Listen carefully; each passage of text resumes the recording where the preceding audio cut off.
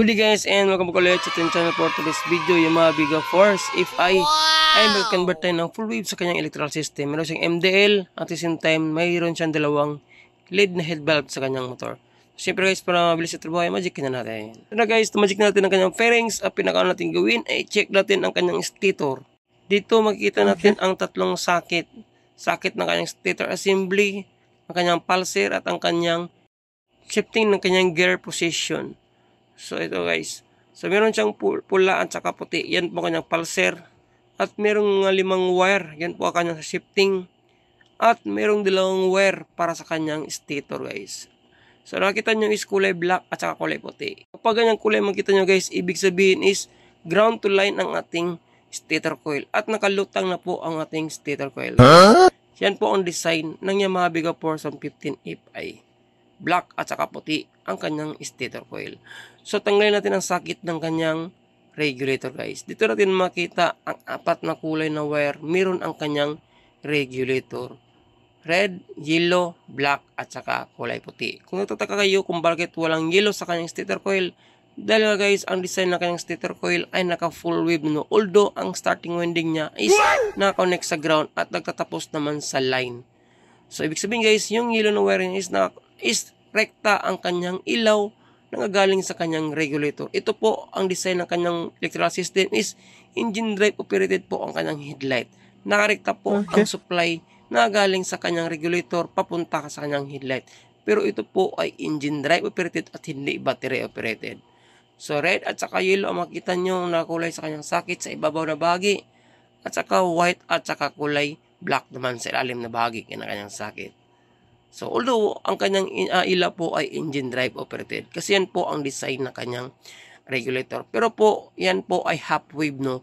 So hindi pa natin siyang i-convert ng full wave para magiging fast charging ang kanyang electrical system. Kasi ito po ay naka-half wave pa no. Naka-stop pa po ang kanyang regulator. Siyempre ang pinaka natin gawin guys ay convert mo natin ng line to line ang kanyang stator. Since nakita naman na kulay black at saka kulay puti. Kapag Yamaha po, ang kulay black na yan is ground po yan guys. So ang gawin natin, napaka-basic lang po. I-check muna natin ang status ng kanyang stator coil. Kailangan naka-line to line muna ang kanyang stator coil. Although ang kanyang sakit is naka-ground to line. So ito lang gawin natin guys, i-pull out natin ang sakit ng kanyang stator coil. Paghiwalayin muna natin siya. So pinutin lang natin yung nasa gitna guys. Automatic, magsaseparate na po ang dalawa. I-check muna natin yung 2 kulay puti na wire papunta sa kanyang stator. Dito natin malalaman kung ito ay line to line o line to ground pa rin. Kapag line to line at walang connection sa ground guys, ibig sabihin yung stator coil mismo ng Yamaha Biga Force 115 FI ay naka full wave na po. So wala na tayong pang babaguhin dyan. Kunin yung socket na lang, yung entrance socket na lang babaguhin natin para magiging kompleto na ang pag full wave natin sa kanyang stator coil. So yan guys, nagkaroon siya ng community sa line to line. Ibig sabihin is line to line talaga ang kanyang connection.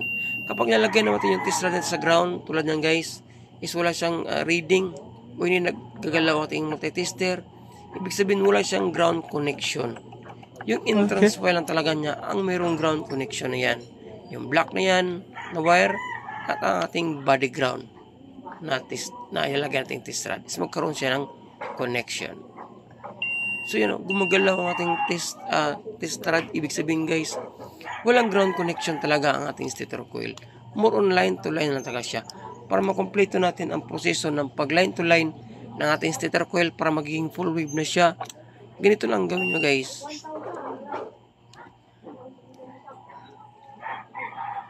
Ibalik nyo ang pag-tap ng socket na connect sa ating stator coil. So ibalik nyo lang siya. Pagkatapos may balik nyo siya guys, putulin nyo ang kulay black na wire na yan. Yung 2 wire na black na connect sa kanyang socket. So kita nyo ba yun guys? Yung wire na yan. Huwag nyo kulay na puti kasi yan po ay nakakonect rekta sa ating regulator. So yan lang, puputulin nyo. So kapag naputol na yan ang 2 wire na yan, maghahanap tayo ng wire na pandugtong papunta sa kanyang regulator. Magre-rekta tayo guys. Since ang design ng kanyang stator is naka full wave na siya at wala na siyang ground connection, itong socket na lang niya ang puputulin natin. So yung kaputol niya is wala na siyang connection guys. Yun yung wire papunta sa kanyang electrical harness. Ito namang wire, ito yung nakarekta papunta sa kanyang stator. So maghanap tayo ng wire tapos magrerekta tayo ng wire papunta sa ating regulator. Para ang connection niya guys is line to line na siya at wala na siyang iba pang connection. So ganito lang po ang pinaka-basic gawin para magiging totally full wave na po ang ating stator. Since naka-full wave na rin ang ating stator, mismo sa kanyang kalalagyan. Itong wire lang ito ang ating babaguhin guys. Hindi katulad ng ibang mga motor is kailangan pa nating i-disconnect yung kanyang starting winding sa ground at saka i-tap natin ang wire papunta sa kanyang regulator. Ito naman is naka-full wave ng ating stator at wala na tayong babaguhin kundi yung entrance wire niya lang ang puputulin natin. At magre-rekta lang tayo ng wire papunta sa kanyang regulator. Kapag tapos na tayong makarekta ng wire guys at makadugtong, pwede na natin i-connect ang kanyang socket sa kanyang stator. Yun o, ganun lang kadali po guys. Kung paano natin siya i-convert ng full wave ang kanyang stator coil. So magkapareha po ang design ng kanyang stator coil sa YTX guys. Kung kayo ay naka full wave na ng YTX, ganito lang po ang design ng kanyang stator coil. Naka ground to line connection. So ganito lang din ang proseso ng inyong gagawin. Isuputulin nyo yun lang yung entrance wire na ground at magre-rekta kayo ng supply papunta sa regulator para magiging full wave na ang ating stator coil. So yan guys, pwede natin siyang i-connect tapos papagapangin na natin siya sa kanyang electrical harness. So para mas maganda tingnan, isusuksok lang natin yung wire palusot dyan sa kanyang butas. So yung nakabalot para sa kanyang socket. So yan, mas maganda siya tingnan guys kapag isusuksok natin siya dyan. Tandaan nyo lang guys, no, kapag naka-engine drive pa yung headlight nyo tapos ganito ang design ng stator coil, ibig sabihin nakarekta na po ang supply ng ating headlight na gagaling mismo sa ating regulator. Although dalawa lang po ang linya na pumapasok dyan na gagaling sa ating stator, yung charging at saka yung ground lang. Pero kapag nakaplano kayo yung full wave, ganito lang po ang gagawin nyo sa inyong stator coil guys. Since na ating stator coil is naka full wave na siya mismo sa kanyang kalalagyan. So itong linya lang ating puputulin. Tapos magre-rekta lang tayo ng wire papunta sa ating regulator para magiging supply natin sa ating nilo na wire sa ating bagong regulator na ikakabit. So yan. Break na natin yung mga tinanggal natin guys. Tapos lagyan natin ng tape yung kaputol na wire na ground sa kanyang harness.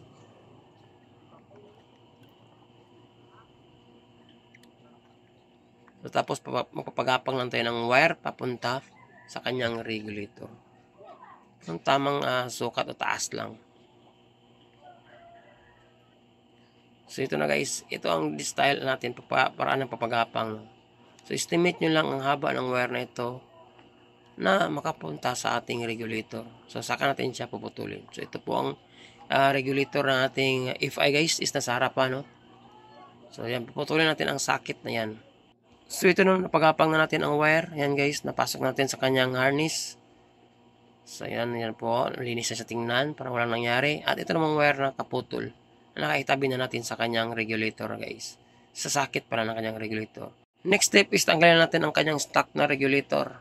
Kasi dyan po natin ilagay yung bago nating regulator na kabit, yung full wave natin na regulator. So next natin gawin is putulin na natin ang socket, ganyang stock na regulator guys. Tapos yung kaputol na socket niya, ibabalik natin sa kanyang regulator para hindi sila maiwalay o mawala kung sakaling ibalik nyo ang stock na regulator na inyong motorsiklo.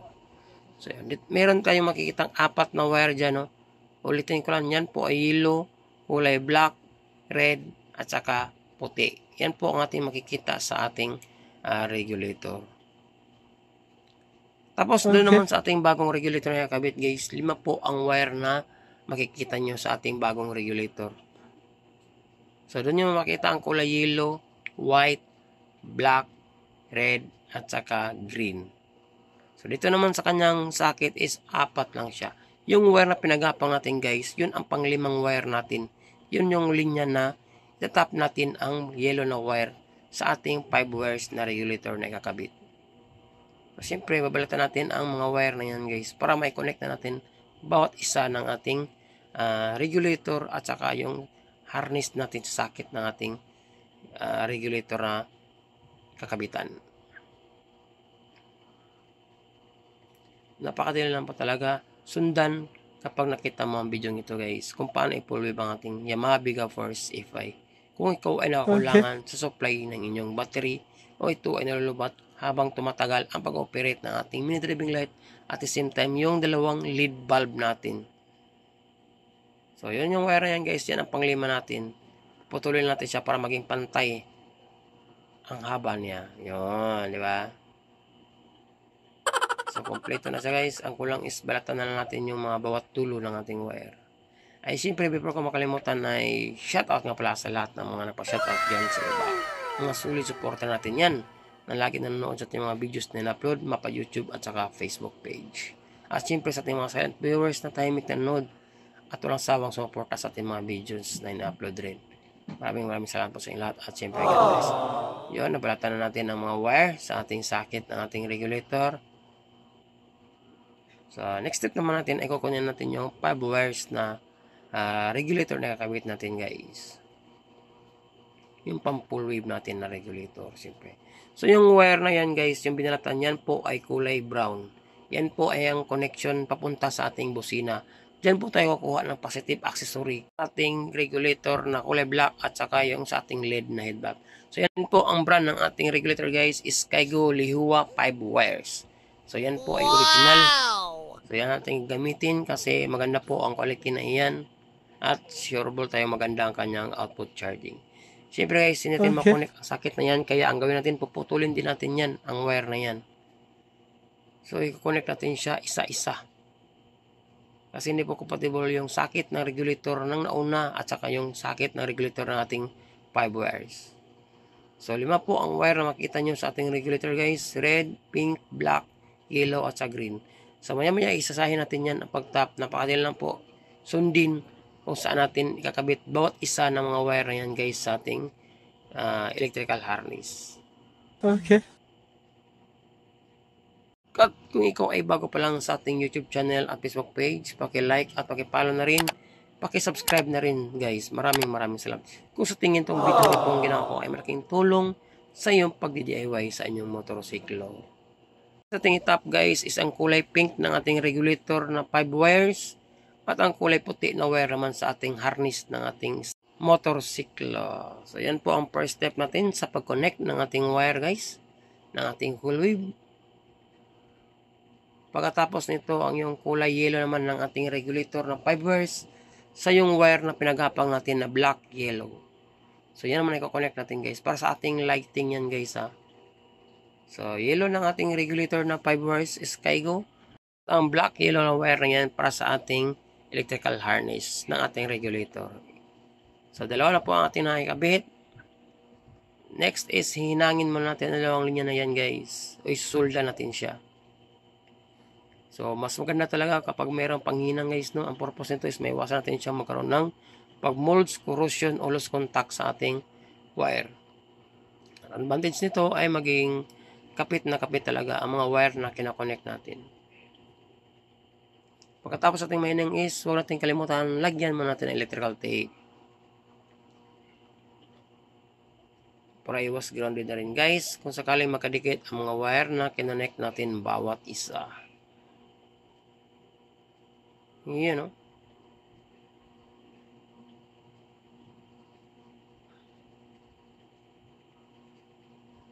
So, next naman natin gawin guys, kapag matapos natin lagyan ng electrical tape, ang dalawang wire na yan, ng ating lighting at saka charging, yung sa yellow wire at saka sa white wire, ang next naman natin gawin is i-connect natin ang ground.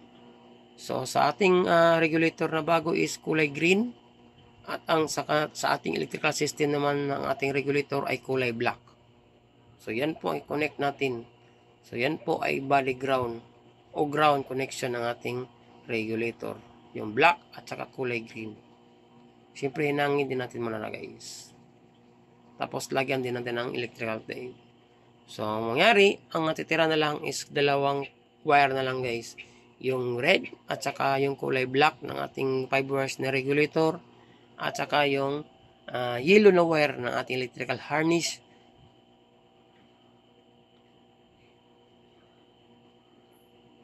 at yung kulay red ng ating regulator ng sa ating electrical harness din. So, yellow at saka red at saka red naman at saka black sa ating regulator. So, ganito lang gawin nyo guys na para hindi kayo malito. Yung yellow na wire na yan is yan po ang maging connection ng ating headlight. So, ang gagawin natin is balatan natin yan. Lagyan natin ng positive accessory. At yung kulay black ng ating regulator na 5 wires, lagyan din natin positive accessory. I-connect natin ang dalawang yan guys. Tapos kukuha tayo ng positive accessory. Since ang pinakamalapit ay ang busina na may brown guys, na kulay brown na wire. So yan po ay positive accessory guys. So dyan tayo magtatap para nakarekta na po na battery operated na ang ating headlight. Kasi po guys, itong headlight ni Bossing is naka-engine drive operated pa yan nung chineko. Kasi siya lang po ang nadi-DIY at kumukrap-kurap yan. Sinabasta niya ako ng bahala at i-convert natin yan ng battery operated. So yung yellow na wire yan guys, yan po ang access papunta sa kanyang headlight.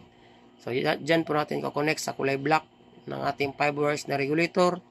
At yung tinap ko na wire naman yan guys, yan naman ang wire na i-connect natin sa brown na positive accessory ng ating busina. Since yan po pinakamalapit na area kung saan makakuha tayo ng positive accessory na nilagay natin sa ating regulator. Kita nyo ba yun guys na klarong-klaro ba ang video natin na ginawa? Di ba mahirap sundan kung saan tayo makakuha ng positive accessory. So since yan ang pinakamalapit at pinakamalinis tingnan, dyan tayo magkoconnect. Kita nyo man kayo na guys na nagbalat tayo. So wag yung kulay pink ha, kasi yan po ay negative. Yan po ay push button natin guys, output push button. Yung katabi niya na kulay brown, ang wire na kukonekan natin ng ating yellow na wire at saka black na wire ng ating regulator. So automatic, naka-lead na ang ating headlight bulb guys. Wala na tayong pang babaguhin pa sa itaas. Kung dito na lang, nakarekta na siya. So siyempre, huwag natin kalimutang ihinang. No? Lahat ng mga linya na yan guys is dapat nakahinang kung mayroon kayong panghinang. Kung wala tayong magawa dyan. Pwede na lang i-splice. Basta importante is maganda ang pag-splice at maganda rin ang pagkabalot nyo sa electrical tape. Ganun lang. Kabit na natin ang 4 na wire ng ating regulator ng 5 wires. Ang pinaka-last guys is yung kulay pula. Pula ng ating electrical harness na wire ng ating regulator at the same time yung pula ng wire ng ating 5 wires na regulator. Sila na lang ang dalawang na-connect. Yung dalawang wire ng ating regulator guys na kulay pula, di ba? Dalawa yan, nakita niyan. I-jumper nyo lang ang dalawang yan. Di pwedeng hindi natin i-connect ang dalawang yan kasi yan po ay may connection sa ating susian at saka sa ating baterya. Sa ating 5 wires na regulator, isa lang ang kulay pula. Pero sa ating electrical harness, dalawa ang kulay na pula na yan. So, dapat pagdudugtungin natin ang tatlong kulay pula na yan guys. Huwag natin hiwala yung isa kasi hindi aandar ang motor once na hindi natin i-connect ang dalawang kulay pula na yan. So, siyempre, i-splice lang natin guys. Pagkatapos ay ihinangin din natin siya. So, malapit na matapos ang ating pag-full wave guys. Sa ating Yamaha Biga Force 115 Fi. Sana may tutunan kayo, no? Kung sakaling nakaplano kayo mag-DIY. So, yan. So, siyempre, huwag natin kalimutan ang hinang. Tapos, balutin natin ng electrical tape.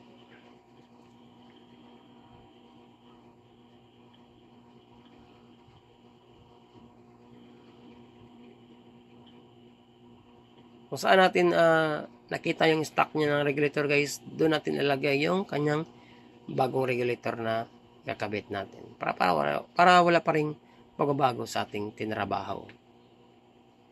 So ito na guys, nalagyan na natin ang kanyang regulator sa kanyang kalalagyan. So nabalot na rin natin ng tape, kanyang connection. So ito na yung moment of truth is mag-check na tayo sa ating charging system. So for the meantime, gagamit tayo ng voltmeter kasi ito yung pinakamagandang access o reading na makukuha natin ay ang voltmeter. Kasi yung multitester guys, medyo nagluloko yung kanyang charging reading sa kanyang voltahe. So gamitin natin ay ang ating voltmeter. So sa ating voltmeter guys is meron siyang positive at saka negative. Itatap lang muna natin ang kanyang negative na kulay white na wire at saka yung kulay pula guys, itatap lang natin sa ibabaw na bahagi ng kanyang battery. So, yan, ang kanyang battery is 13 volts na siya. Tap lang natin yung kulay pula. Tapos, paanda rin natin ang kanyang motor, guys. At check na natin ang kanyang charging. Kung abot pa ito ng 14 o sobra. Kaya, una natin susi at paanda rin na natin.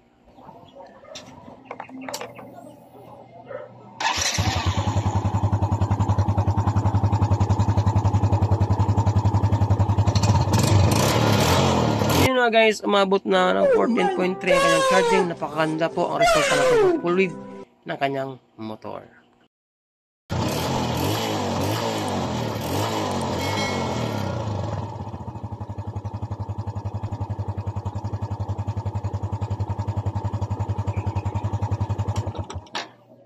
Okay. Yun guys, maganda ang resulta ng ating pagka full wave kasi nga is nasa mga 14.3 lang ang charging niya. Hindi sumobra at hindi naman siya nagkulang. Ibig sabihin, nagiging successful ang pagpalit natin ng kanyang 5 wires na regulator at the same time ang pag-convert natin ng linya papunta sa kanyang charging system. So yan, ganyan po ang stock at yung SkyGo na regulator ang ginagamit natin. Maraming salamat at siyempre shout out kay Bossing. See you sa aking next video. Ride safe. God bless. Ayos.